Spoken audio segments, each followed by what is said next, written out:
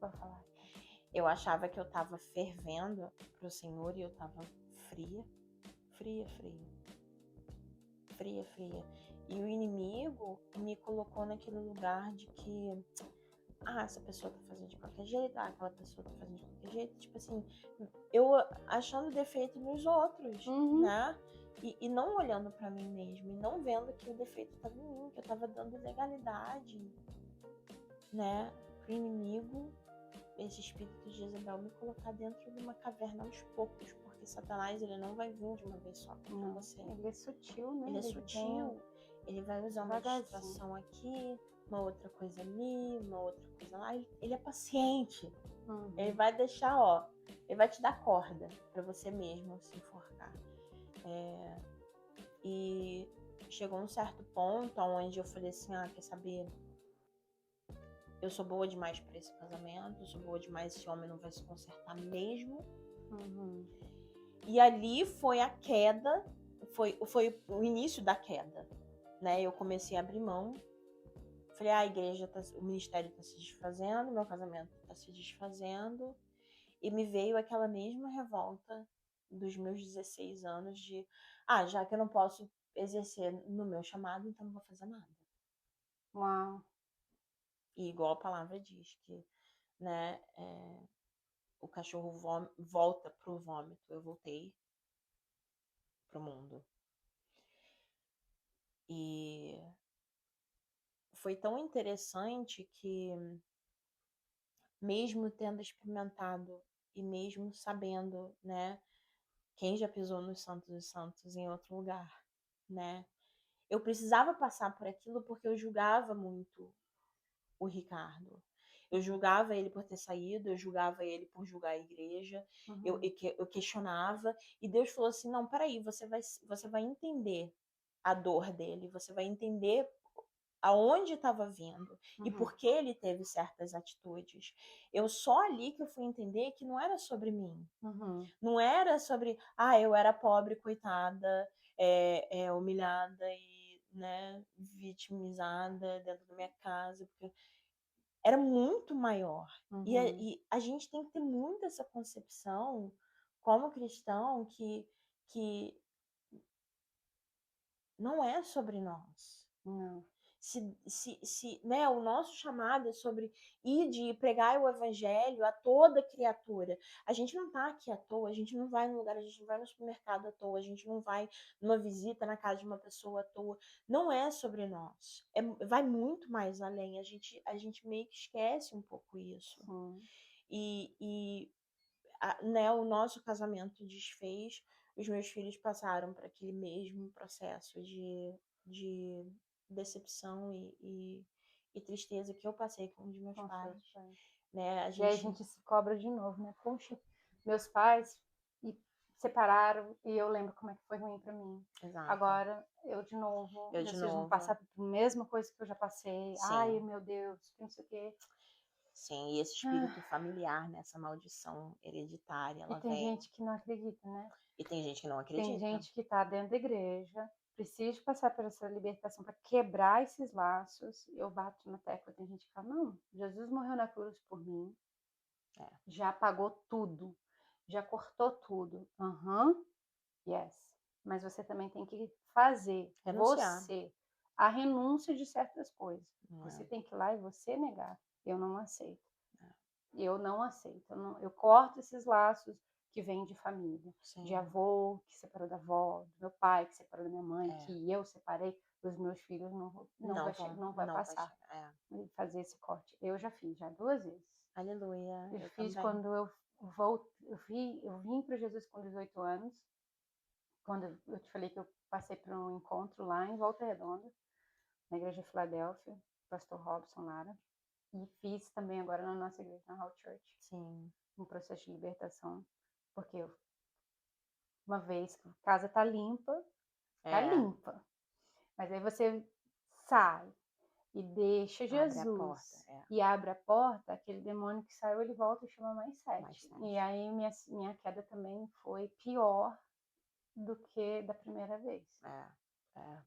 Mas a misericórdia do Do Senhor, Senhor, aleluia, que é glória a linda, foi lá e Deus. não, você é Te minha, resgatou. me resgatou. Glória a Deus, Glória a glória a Jesus. Jesus, glória a Jesus. Glória a Mas Jesus. assim, eu acho assim, e recomendo, procure uma igreja, procure alguém que trabalhe Que com faça. libertação, sim, que faça e trabalhe com libertação pessoal. Você se prepara, vai jejuar, vai orar, a pessoa vai, né, estar liderando. Isso é Primordial, é essencial. isso é, como falam, romper de águas na minha vida. Sim, É sim. libertador. Não que Jesus já não me libertou, Jesus Right. já me libertou, mas eu não vejo, sabe, assim, uma vírgula atrás da minha consciência. Poxa, mas eu fiz isso, nunca contei pra ninguém Sim, sim. e não pedi perdão.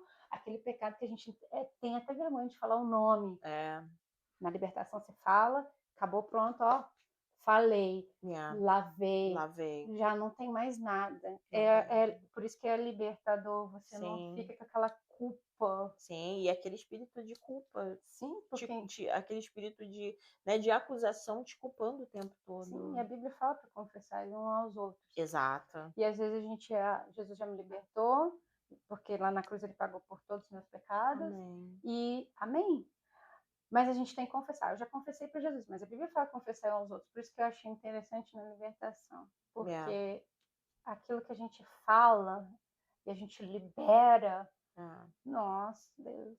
É, Nossa, é Deus. É libertador. libertador A mesmo. palavra, né, diz isso. Quando a gente confessa os nossos pecados, nós somos perdoados. E vestes limpas. A meta é ter as nossas vestes limpas. Jesus ele vai vir buscar uma noiva Amém. Glória a Jesus. limpa, imaculada.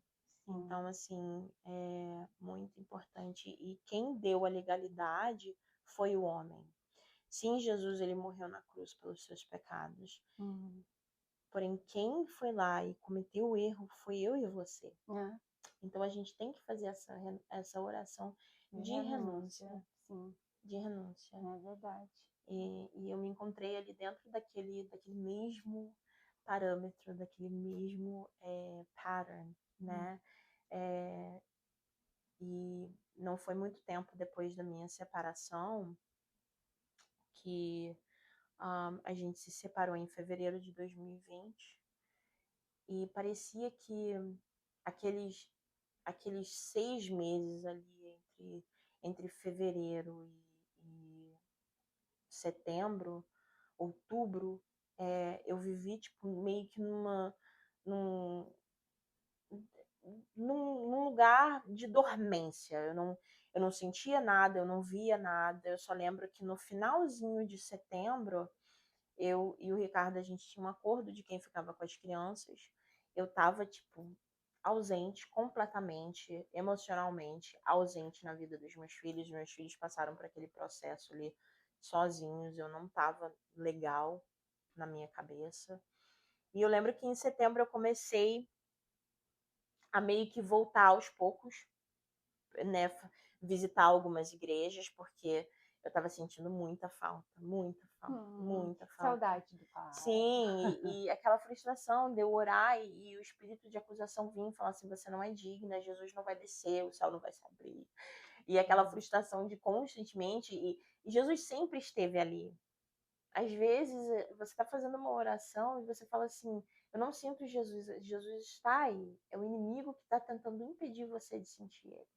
Então não dá lugar para essa voz. Jesus está com você. Quando você clama, ele está ali sim. E eu ia em igreja, visitava, né? E uma irmã, dentro de uma da igreja que eu visitei, ela falou assim, eu vejo um vento sendo soprado e eu vejo você acolhendo os seus filhos. Aí ela falou assim, esse vento é muito forte, mas ele não vai te derrubar. E passou ali, eu acho que uns 20 dias. A gente entrou no mês de outubro, né, de 2020. E eu lembro que eu me deparei ao calendário e eu falei em voz alta. Eu falei assim, uau, já estamos no final do ano. O ano já tá acabando.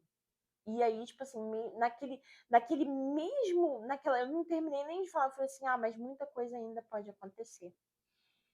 E aí, num domingo, eu com as crianças na rua, a gente estava na festa, eles brincando e tal, eu recebo uma ligação da irmã do Ricardo, e ela só gritava, o Ricardo morreu. O Ricardo morreu, o Ricardo morreu, o Ricardo morreu. E eu não eu desliguei, eu falei assim, tá bom, eu tô indo pra aí. Eu desliguei o telefone, eu olhei pra cara das pessoas que estavam ao meu redor, o que tá acontecendo? Aí eu falei assim, alguma coisa aconteceu com o Ricardo, e eu vou ter que ir lá. Aí a Sofia chegou pra mim e falou assim, mãe, tá tudo bem? Eu falei assim, tia Lu me ligou, alguma coisa aconteceu com a cachorrinha dela, eu preciso lá ajudar ela. Quantos anos a Sofia tinha nessa época? A Sofia tinha 12 anos e o Pedrinho tinha 4. Meu Deus. Então, peraí. Ele praticamente. Ele foi que criou então a Sofia? Sim. Com 12 anos? 10 Uau. anos. Né, a gente se juntou, a Sofia tinha 2, ele veio a falecer só, ela tinha 12. Uau. Yeah. Yeah. E ela sabia, durante a infância dela, eu falei pra ela, né, eu falei assim, o Senhor te ama tanto que ele permitiu o seu pai biológico morrer, mas ele te deu um pai. E, né, nesse dia, isso me veio à tona. Eu falei assim, como que eu falo pra minha filha? Meu Deus. Que o Deus bom que tinha dado um pai pra ela decidiu levar o pai dela também. E eu entrei pra dentro do carro, eu lembro que eu gritei, e eu falei assim, isso não tá acontecendo de novo. Isso não tá acontecendo de novo. Mas ele morreu de quê? Aí eu fui até a casa da irmã dele, e eu cheguei lá, a polícia, a mulher meio que falou assim, a gente foi na sua casa, você não estava em casa. E eu falei assim, não, eu tava na rua com os meus filhos, o que tá acontecendo? Aí ela falou assim, vamos entrar pra gente conversar. Eu falei assim, ok, eu entrei, eu tinha chamado meu pai já, meu pai tava lá na casa da irmã do Ricardo junto comigo. Eu sentei no sofá e ela falou assim, bom, ela me entregou a carteira de motorista do Ricardo, a driver's license dele. Ela falou assim, esse aqui é o seu esposo? Eu falei assim, sim. Aí ela falou assim, ele sofreu um acidente na esquina da Commercial com a 6. Fica ali um pouco antes da Dixie. Tem um Firestone. Ele perdeu o controle do carro. Infelizmente, ele veio a óbito. Pamela, do jeito que eu tô olhando aqui pra você, eu olhei pra cara do meu pai, assim, eu falei, não pode ser. E meu pai aos prantos, a Luciana aos prantos. As pessoas, né, os primos dele estavam, as pessoas aos prantos, e eu não conseguia. Eu tava num estado de choque tão grande que eu não conseguia reagir. Eu olhei pra cara e falei assim, não pode, isso não pode estar acontecendo. Isso não pode estar acontecendo. Aí eu falei assim, você tem certeza, para ele? Porque ele pode ter emprestado o carro dele para alguém. Que carro? Me leva lá.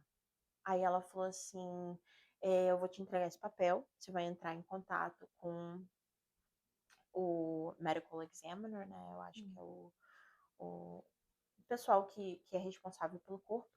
E eu não acho que eles vão liberar o corpo para você porque tá durante a pandemia e eles não estão deixando.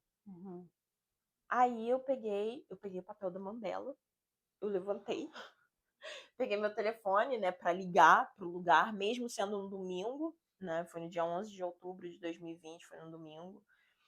Aí eu falei, não, eu preciso resolver, eu preciso ir lá. E aí, quando meu pai falou assim, Stephanie, senta aqui, se acalma, por favor. Aí que meio que, tipo assim, escutando a voz do meu pai, meio que deu aquele dum. E aí aí a lágrima começou a descer, mesmo sem eu chorar, tipo, a lágrima só descia. E ele falou assim, aonde estão as crianças? Eu entrei dentro do carro e fui buscar as crianças, e aí, tipo, me bateu um grande desespero. O que eu vou falar para os meus filhos? O que eu vou falar para a Sofia? Eu só ficava assim, o que eu vou falar para a Sofia? O que eu vou falar para a Sofia? E a minha tia, por parte de pai, o marido dela tinha falecido quando os meus primos eram bebês. E aí eles já estavam lá na casa do meu pai me esperando. eles me abraçaram, né? E eles falaram assim, cadê a Sofia? Eu falei, não, a Sofia tá vindo. A Sofia veio, eu tava, tipo assim, sem condições de conversar. Ela veio assim, ela, mãe, o que tá acontecendo? Aí eles abraçaram ela assim, né? Foi tão interessante que duas pessoas que sabiam da dor que ela ia passar se fizeram presente ali para poder consolar ela, para poder estar ali do lado dela. E eu falei assim, minha filha, o papai estava dirigindo, ele não estava de cinto de segurança. E infelizmente ele sofreu um acidente de carro e ele morreu. E ela, tipo assim, eu via raiva dentro dos olhos dela, né? Era raiva. Aí ela ficou com raiva, ela expressou aquela raiva. Ela falou assim: não, não, não, não, não. E ela começou a chorar. E aí eu fiquei abraçada com ela há muito tempo.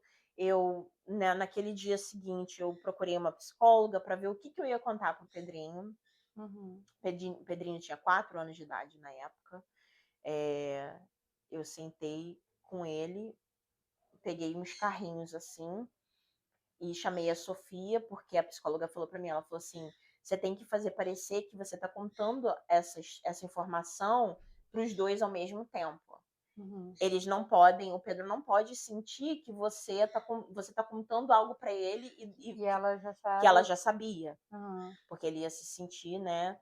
E aí eu fui e contei, eu brincando com os carrinhos com ele, eu fui e falei, né? O papai estava dirigindo, ele estava sem cinto de segurança e, né, ele bateu e sofreu um acidente. E a psicóloga falou que era muito importante, eu tinha falado dessa maneira com a Sofia, mas ela falou para mim que é muito importante para a criança absorver e ela entender que essa palavra morte precisa ser dita, né? Ele morreu. E eu falei assim, e aí ele morreu. Aí o Pedro só falou assim, ele morreu? Aí eu falei, você sabe o que isso significa? Aí ele falou, não.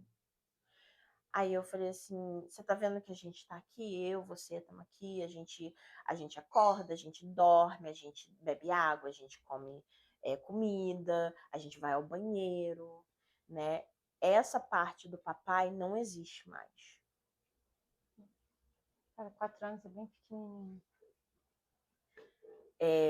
O papai... 4 anos, tadinho. A gente que é adulto, a gente não consegue processar um luto. Agora você tem que explicar para a criança de 4 anos o que é a morte. E falar, então, isso é a morte e seu pai morreu. Uau. E aí eu falei, ela falou assim, não fala que ele é uma estrelinha, não fala que ele está com Jesus, não fala que ele dormiu. Fala a verdade, seu pai morreu e ele está dentro do seu coração. Para não instigar um desejo na criança de querer morrer também.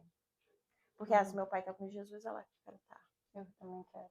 Se virar estrelinha, então eu quero virar estrelinha. Se ele virou a estrelinha, eu quero virar uma estrelinha. Muito sábia. Muito sábia. E eu aqui pensando, nossa, que mulher fria. Nossa, Deus, que mulher fria. Como é que vai explicar para uma criança de 4 anos o que é a morte? Mas era para proteção dele. Né? Era para proteção dele. E aí o luto foi muito difícil, Pam. Muito difícil. Naquela semana, né, o acidente aconteceu no domingo. Eu acho que foi numa terça-feira. Foi no terceiro dia, foi numa terça-feira.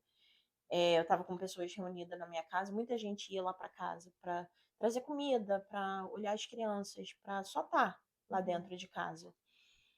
E a minha casa estava cheia e tinha umas meninas comigo que estavam andando comigo na época.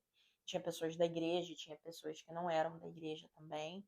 E as meninas saíram lá para fora. E eu só ficava naquele estado de chorar e gritar e chorar. Eu não... Eu tô aqui, minha mente tá pensando aqui.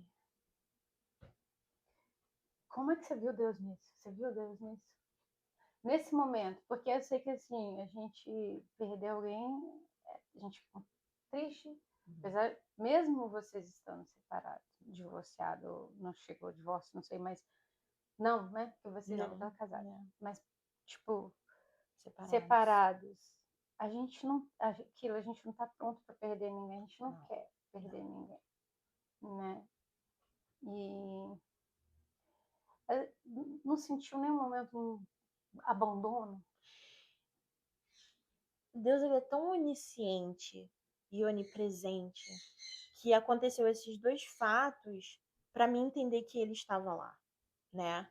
Nesse dia, as meninas estavam lá fora e eu estava nesse estado e a gente escutou a porta bater, alguém bater na porta. Uhum. E aí eu levantei a cabeça assim, ouvi alguém até a porta, abriram a porta e as meninas falaram assim: vocês bateram aqui? E a minha amiga do lado de dentro falou assim: não, a gente escutou alguém bater a porta. E aí ficou todo mundo meio que assustado, assim, porque tava naquele clima de velório, né? E aí ela fechou a porta. No que ela fechou a porta, Pamela, eu abaixei a cabeça assim, eu vi Jesus entrar. Uhum. Eu vi Jesus entrar. Eu olhava, tipo assim, eu olhava assim, que nem eu tô olhando agora, e eu via Jesus na minha frente, né? Não é aquela coisa de, como era Jesus. É você sentir Jesus.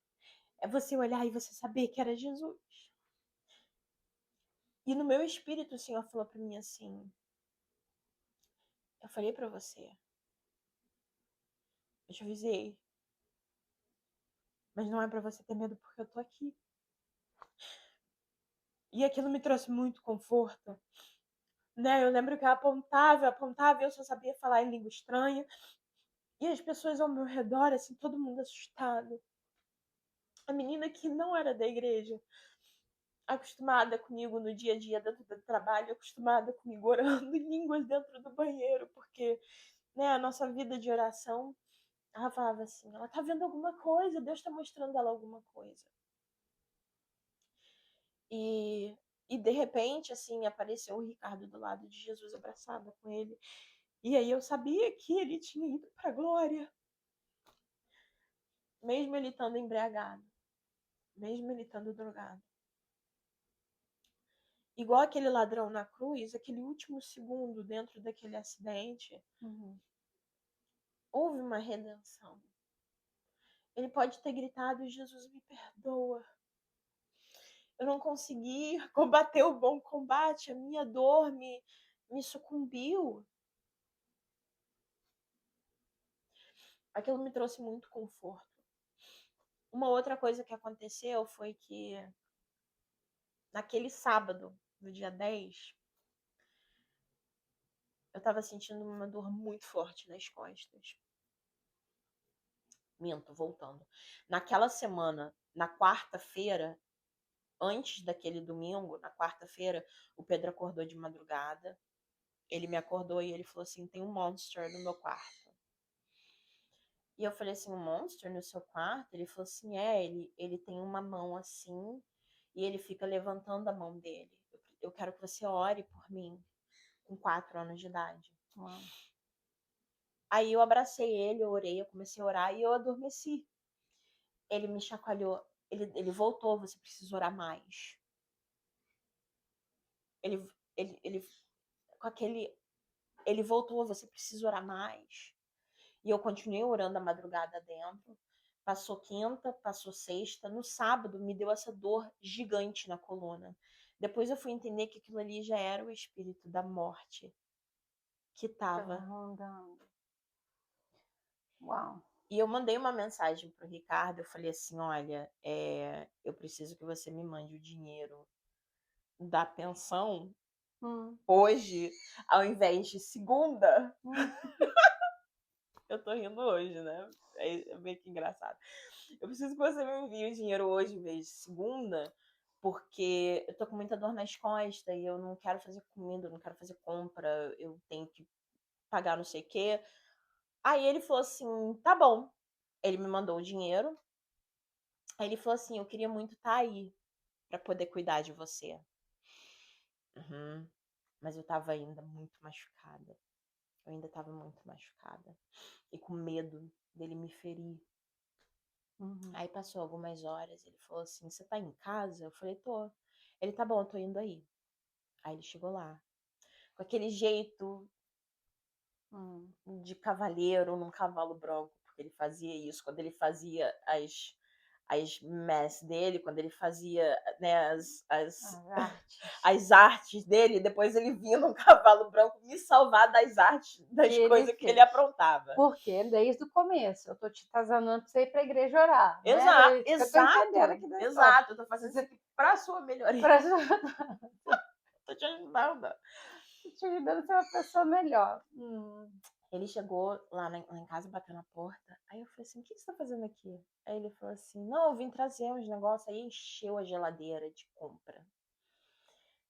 Aí ele trouxe umas coisas que ele tinha levado com ele de casa. Que eu falei assim, cadê, né? Eu acho que era uma sombrinha, umas coisas assim, boba. E ele trouxe as coisas pra mim. Né? Aí ele trouxe as coisas pra mim. E eu, depois eu falei assim, cara, como que eu não vi que aquilo era uma despedida? Como que eu não vi, pô?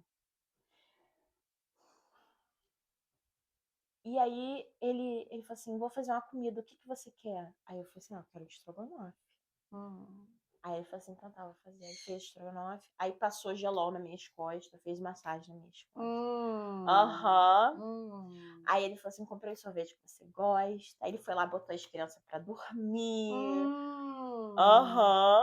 Aí eu né, sentadinha assim na cama, aí ele falou tipo, assim, não sei de nada. tonta. Aí ele parou assim na porta, ele ficou me olhando, eu falei assim, o que foi? Ele, nada não. Eu acho que ali naquele momento era o Espírito Santo de Deus perguntando pra ele se ele queria ter aquilo tudo de volta. E aí ele entrou assim, eu falei assim, senta aqui. Aí ele sentou bem na beiradinha assim, sabe, Pan? Aí eu falei assim, não vou te morder não, cara. Encosta aí. Dorme aí, já tá tarde. Aí ele falou assim, não, eu quero ir embora pra casa. Aí eu falei assim, Ricardo, não tem nada a ver, dorme lá com o Pedrinho, dorme aí, já tá tarde. Ele, não, eu tô muito cansado, eu quero ir embora pra casa. Pô, na terceira vez, ele parou de novo na porta. Aí eu falei assim, eu não tô mandando você embora, você tá indo porque você quer. Aí ele falou assim, não, eu tô cansado, eu quero ir embora. Aí me mandou um beijo assim para as costas, foi a última vez que eu vi o Ricardo. E aí, por isso que no dia seguinte, quando a Luciana me ligou, quando a polícia chegou, tipo assim, cara, a gente tava junto nem 24 horas atrás. E isso me trouxe conforto. O fato de Deus ter me dado a oportunidade de falar assim, não, fica aqui. Eu não passei aquela coisa de a gente estava brigado, não estava nada legal, a culpa é minha, eu poderia ter feito diferente. Não, eu ficava assim, mas eu pedi para ele ficar.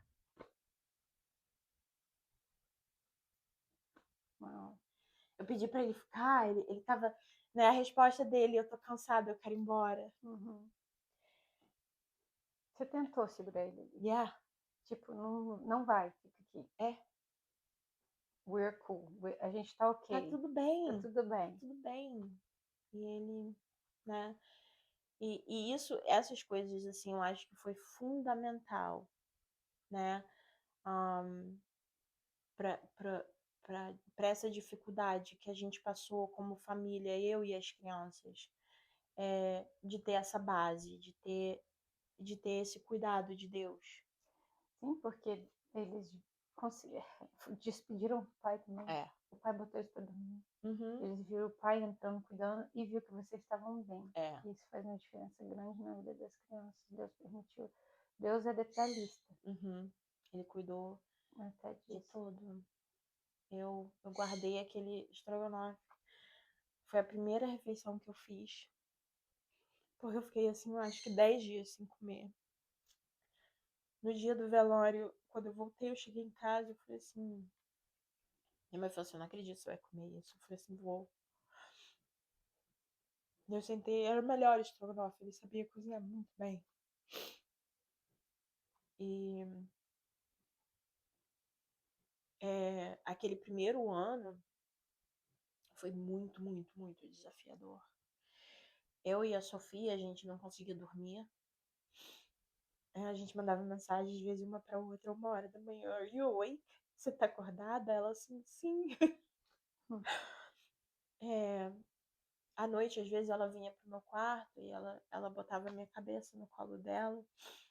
E era ela que me amparava, era ela que passava a mão na minha cabeça. Agora, imagina se eu lá atrás tivesse cancelado esse plano de Deus. O que eu teria feito de saber que o pai dela tinha morrido e aí depois, tipo assim, eu não teria tido esse suporte quando aconteceu de novo. Uhum. Ela foi muito adulta, ela foi muito... Com 12 anos. Com 12 anos. E foi tão interessante que, né, aquele primeiro ano pra mim foi blurry, foi embaçado. Quando a chave virou no segundo ano, que eu falei assim, não, peraí, eu preciso pegar as rédeas da minha casa. Essa é a minha realidade. Deus está presente, né? O Senhor agora é o sacerdote do meu lar.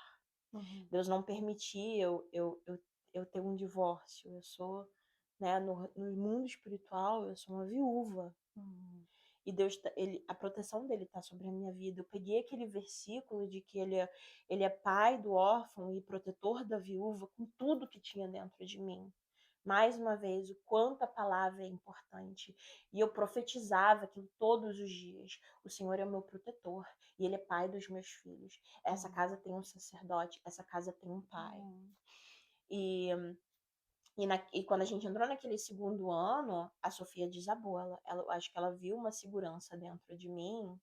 E ela pôde tipo agora, assim, my turn, deixa eu pôr pra fora. Porque a deixa eu pessoa, quando tá firme, depois ela desmorona. É.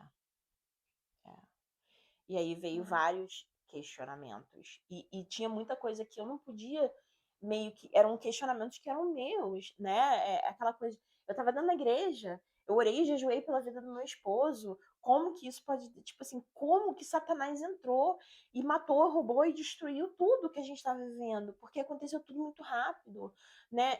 Em coisa de meses a gente tava. Não foi nem um ano, em coisa de meses. A gente estava todo mundo bonitinho dentro da igreja, todo domingo dentro da igreja, toda terça dentro da igreja, jejum, oração, profetizar, língua estranha. E de repente, acabou, caiu. Desmorona. O Ricardo não estava mais aqui. Ele não estava, o Ricardo não estava mais aqui. E aí, né, Deus ele faz as coisas tão organizado que, né, o Senhor me viu forte o suficiente para ele tratar com as minhas feridas. Houve uma razão de eu ter escolhido o Ricardo para ser o meu parceiro. Houve uma razão de eu estar dentro daquele relacionamento abusivo. Por que que eu escolhi aquilo para mim? Por que eu me achava na necessidade de né, eu estava numa codependência, eu era muito codependente. Para mim, amor era só quando a pessoa precisava de mim. Enquanto a pessoa precisava de mim, ela me amava. E aí, quando a pessoa não precisava mais de mim, ela não sentia mais amor por mim. Então eu ficava naquela coisa de eu vou escolher uma pessoa que está quebrada, que é vulnerável, né, que precisa de mim, porque é um círculo vicioso e tóxico, o codependente com o manipulador e o narcisista. Ele vai alimentando um ao outro. Uhum. Né? O narcisista precisa do codependente, o codependente precisa do narcisista. Então a gente vivia ali dentro daquele ciclo e o Senhor, foi Jesus que foi ministrando aquilo dentro do meu coração, foi Ele que foi me libertando. E eu olhei para trás e independente dos dons, independente de língua estranha, independente de Deus me usar para libertar, para salvar e para curar, eu não estava liberta. Eu não era convertida. Eu estava presa só, tipo assim, Deus foi trabalhando, Ele foi me usando, era Ele, não tinha nada a ver comigo. Porque ele usa quem Quem ele Ele quer. quer. A glória é dele. Ele vai usar quem ele quiser, da maneira que ele quiser. Mas eu acho que é o tal da religiosidade que eu também caía. Porque eu tava fazendo tudo certinho. Uhum. Ai, meu Oh, Deus! Eu tava fazendo tudo certinho. Eu tava tão crentinha, tão santa. é. Agora isso tá lá em cima, com aquele nariz bem de Aham. julgando. Aham. Olhando pros meros Né? mortais. Gente. Oh, meu Deus. Ai, misericórdia, Jesus. Ainda bem que Jesus é misericordioso. Ainda bem que Jesus é misericordioso. Sabe um ponto que, se for você, eu não conheci nem o William, nem O o Ricardo. Ricardo. Mas um ponto que chamou a minha atenção era que o primeiro que não quis assumir você com a criança, talvez ele era porque existe nesse relacionamento de narcisismo e codependente. Uhum. Você termina um, o próximo também é. É. É incrível, parece que é um imã Uhum. Uhum. que puxa, o próximo relacionamento vai ser igual, semelhante ou Exato. parecido nesse nível, porque ou você realmente é uma pessoa super dependente, codependente, você precisa daquilo e acaba atraindo esse tipo de Uhum. pessoa, Uhum. ou eles Uhum. são realmente ingratos, assim, né? Uhum. Mas, se você pensar nesse ponto, aonde entra Deus ali para te dar o Pedrinho? E para ele, para te Sim. forçar a ir para a igreja, te fazer Sim. mulher crente? E aquilo ali que me trouxe para Jesus, foi aquela situação que me trouxe para Jesus, né? E depois que o Ricardo morreu, eu fui entender que o Senhor, né? Eu fui naquela coisa, tipo assim, depois que tinha passado já 2 anos ali, eu falei assim, vou, né? Eu vou me relacionar novamente. Eu tinha 34 anos, Nossa, super né? nova. Muito Mãe de nova, 2, nova, 34 anos, viúva viúva 2 duas vezes. vezes. E eu sabia que eu ia me relacionar de novo. Aí eu comecei a entrar nessa coisa de, não, vou me relacionar de novo. E o Senhor falou assim, porque se você for se relacionar hoje de novo, você ainda é codependente. Você vai lá fora encontrar um narcisista para alimentar a sua codependência. Uhum. E eu permiti Deus trabalhar na minha vida. Da onde que vem a codependência? Por que que você está nesse contexto de codependência? E eu tive que voltar lá na minha infância e tratar com aquela Stephaniezinha lá de trás, de ressignificar um monte de contextos, de situações com os meus pais, de olhar para eles com amor, de olhar certas situações que eu na época tinha julgado e o Senhor me colocar naquele lugar e falar assim, eu te coloquei na mesma situação e olha, você agiu da mesma maneira. Então não olha com os olhos de julgamento, olha com os olhos de amor. Seus pais te deram tudo o que eles tinham. No mesmo período, durante a minha separação e durante o luto, eu falhei muito com os meus filhos. Eu não estava presente emocionalmente para ajudar eles. E os meus pais também não estiveram presentes emocionalmente para me ajudar.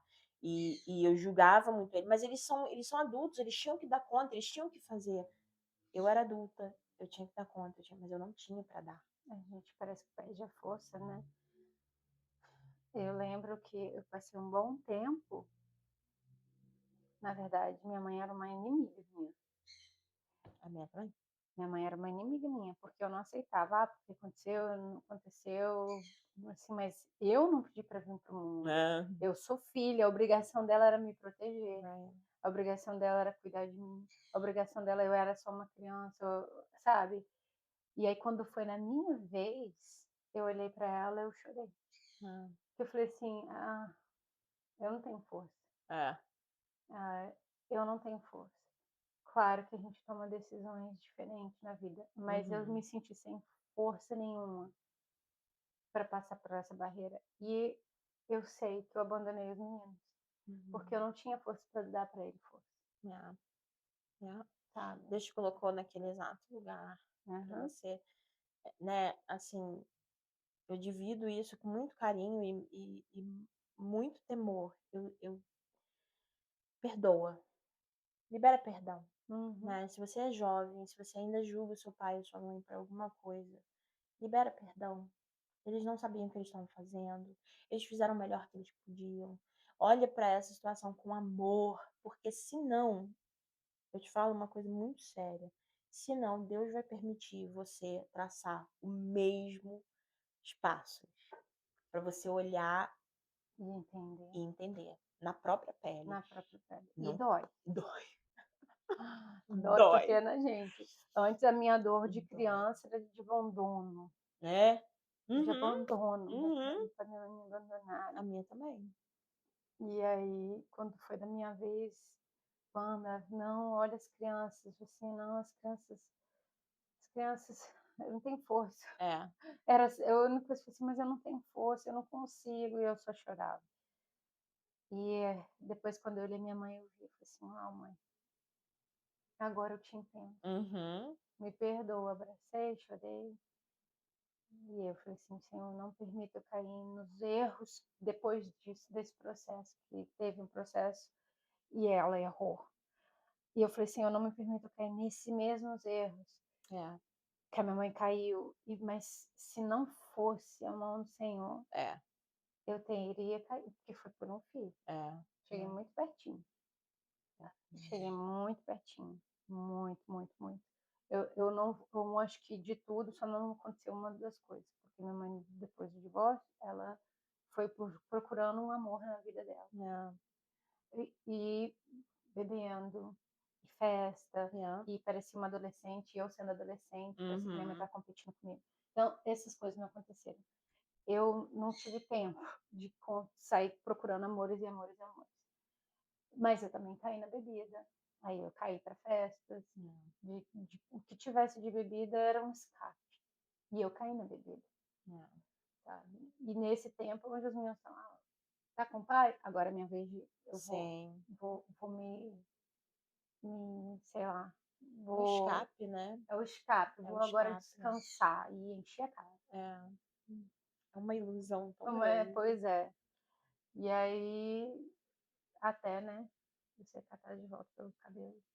Quem já pisou no Santo dos Santos em outro lugar não consegue viver. Não consegue viver. Stephanie. Cara, 34 anos, vivo 2 vezes com 2 crianças pequenas. Glória a Deus, você se pegou no versículo da Bíblia, que Ele é o seu Senhor do viúvo e dos órfãos. Que Ele era meu provedor. Ele era meu protetor. Meu protetor. E Deus foi, né, ele foi me levando nesse fundo de cura e libertação, e de que, né, eu buscava tanta presença e a validação do meu pai, eu não tive isso pequenininha, que aí eu entendia que aquela coisa promíscua de ficar procurando validação de homem na rua, e geralmente eram homens mais velhos, vinha dessa carência. E Deus foi curando todas essas áreas, porque eu fui permitindo o Senhor me lapidar dentro daquelas áreas. Você tem que permitir o Senhor te lapidar dentro dessas áreas. Mostra para Jesus onde está doendo. Jesus está doendo aqui, eu não quero conviver com essa dor. Jesus está me doendo aqui, eu não quero conviver com essa dor. Jesus, eu fiz isso, eu dei legalidade nessa área aqui, eu não quero conviver com essa consequência e com essa dor. Ele é fiel e justo para fazer. Ele é Jesus que faz. É o nosso Deus Todo-Poderoso. E né, eu quero muito, eu lembro que quando eu entrei no processo de aceitação, eu falei para Deus, eu falei assim, tá bom, eu aceito. Eu ficava muito nessa coisa de que eu perdi o Ricardo. E o Senhor me corrigiu uma vez dentro de uma ministração que a preleitora, ela falou assim, para de falar que você perdeu algo, você semeou no reino. E ali eu entendi, eu falei para Deus, eu falei assim, tá bom, eu aceito que esse é o meu testemunho, mas eu vou usar ele para tua glória. Todo mundo vai ouvir o que o Senhor fez, de que eu passei por essa situação, não uma vez, mas 2 vezes. E acabou. E acabou. Mas Jesus, já passei, ó. Já tô aprovada. Aprendi, obrigada. Aprendi, obrigada. Né? E eu... né? Geralmente as pessoas... É tão interessante, Pam, porque quando eu converso com pessoas, assim, já aconteceu isso dentro de um Uber, já aconteceu isso dentro da igreja, já aconteceu isso em festa, da pessoa fala assim, o pai do Pedro, o Pedro parece com o pai ou parece com você? Eu falo assim, o Pedro é a cara do pai. mas a Sofia é mais parecida com você, então eu fico assim, ela parece com o pai também. Aí a pessoa começa a perguntar e eu só respondo conforme a pessoa vai me perguntando, porque às vezes é um choque muito grande, você fala assim, então, são 2 de pais diferentes, mas os 2 não estão mais aqui, né, a pessoa me olha e fala assim, nossa, uma moça nova dessa, como assim, o que aconteceu? Mas O que você fez? o que você Os fez? jogadores. Aquela coisa de, Os jogadores. a O que você viúva fez? Nossa, negra, deve o ter feito que alguma você... coisa ruim, É, né, pra ter ou acontecido aquela coisa isso. de, é seu karma. Não, tá repreendido em nome de Jesus, não repreendido foi em o meu nome de karma. Jesus.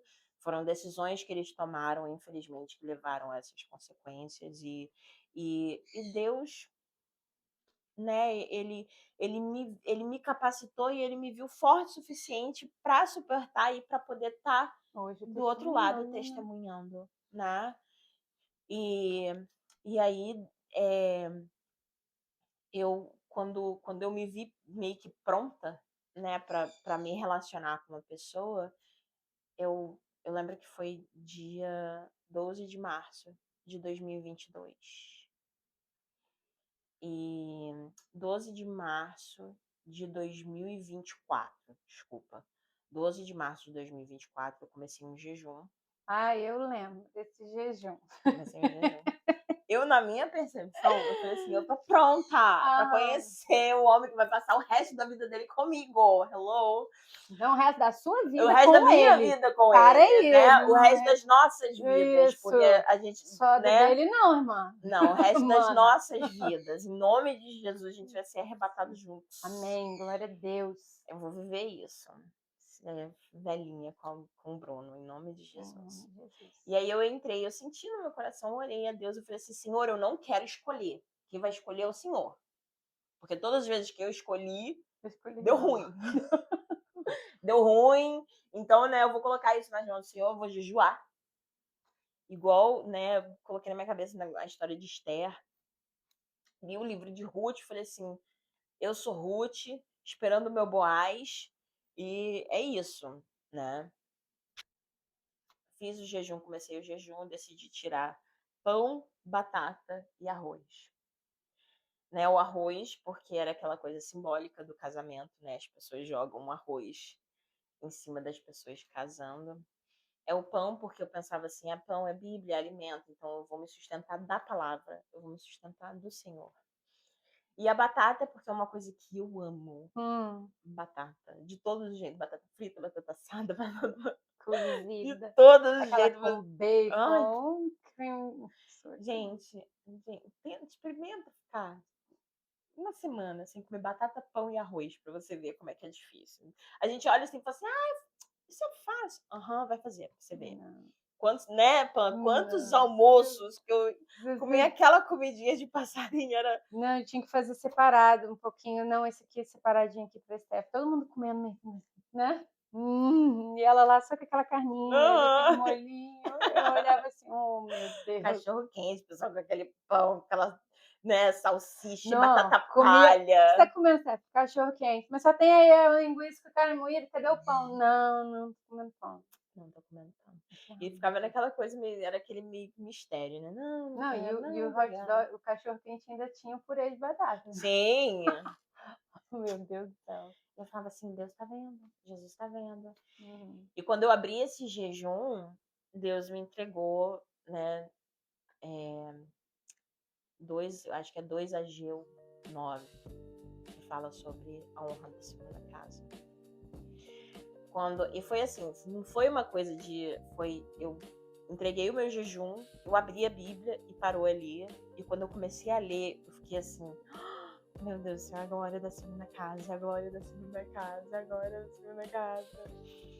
E aquele primeiro ano, né, de março de 2024 para 2025, foi tranquilinho, foi bênção. Depois daquilo ali foi muito difícil, porque eu tava perto, por causa do tempo, da espera, e também porque eu tava muito perto da minha promessa. E o inimigo, ele começou a vir com várias bandejas, O inimigo, ele começou a vir com várias bandejas, e eu entrei naquela coisa, tipo assim, não, eu preciso me ocupar. preciso, né? Eu comecei a fazer um monte de exercício, eu ia pra academia 2 vezes no dia. Corria na praia. Corria na praia. Acompanhando. Uhum. Corria na praia, passava muito tempo na praia. Então, tipo assim, né? Ia 2 vezes pra academia e fazendo todas as coisas pra cuidar de mim, pra cuidar do templo do Espírito Santo. E já, assim, naquela coisa de, não, você é a esposa de alguém. Né? Eu vou ser amada, alguém tá orando por mim, alguém tá esperando no Senhor por mim, então eu tenho que me cuidar, eu quero, né, que nem, e o Espírito Santo falando muito dentro do meu coração, tipo, é esse processo da noiva esperando, né, Jesus, a igreja esperando Jesus, se preparando, se cuidando, se separando, né, aquele espírito de engano vem e te tenta, e você fala, não é isso, não é isso.